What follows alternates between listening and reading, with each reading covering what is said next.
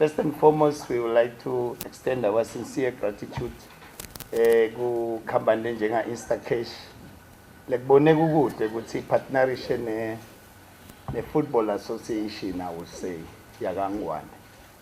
Actually, it is a call by His Majesty the King to ask us as the Maswati to participate and competitively regional, marginal competitions, continental competitions, and world competitions.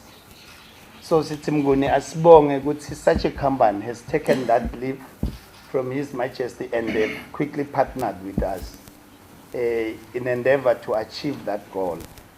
Kumqoka ke ukuthi naselibhodlile libhubesi vele sikuthathe njengebantwana basekhaya sikuthathe lento sikwende kube impumelelo.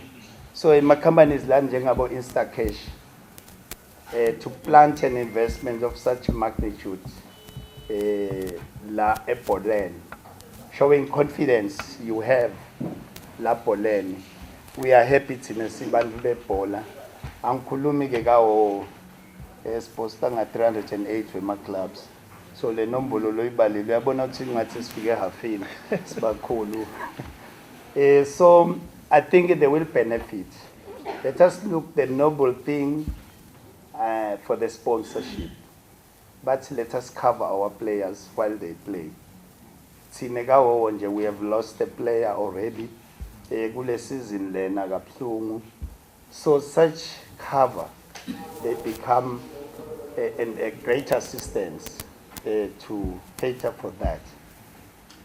Enike asibonge kuye Instacash kweke ukuthi this partnership, it hones our skills of leadership, of running competitions.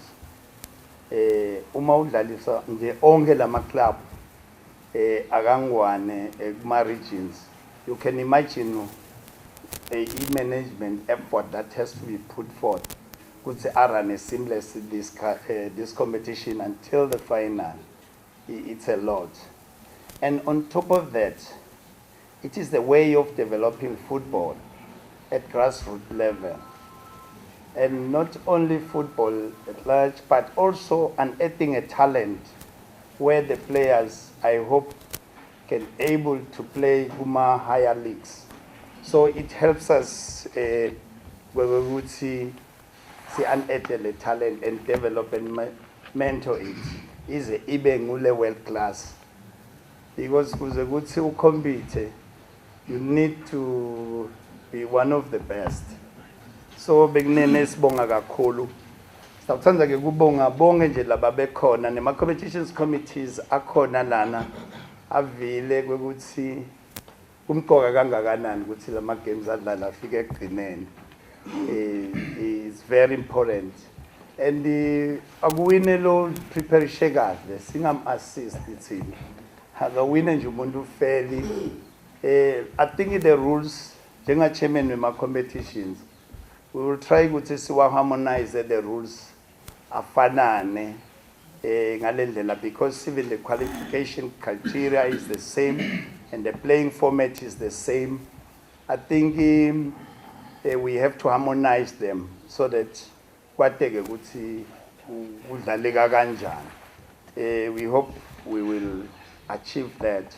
And sengqina maybe sitawubonga nje ku Football Association ukuthi every now and again they give us courses to hone our skills in various fields within the football structure, be it coaching, refereeing, and management, administration.